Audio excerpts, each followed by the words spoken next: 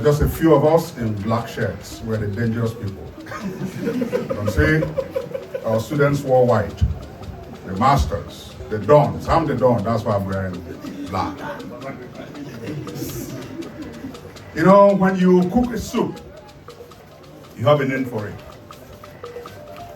And that name sells it. This soup has been cooked in a factory. And this factory has a name, has an identity. And for the array of persons who are assembled here tonight, it shows that we have a good product. What more when you talk about this product, you talk about this in Diana. I feel beautiful.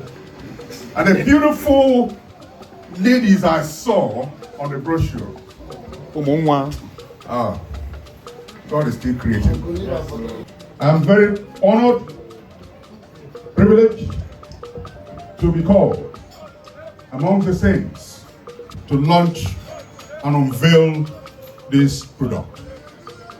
And with the spirit of everybody who's gathered, ladies and gentlemen, welcome the drink of the century. I introduce to you, ladies and gentlemen, if your hands are not too busy, Don Coco!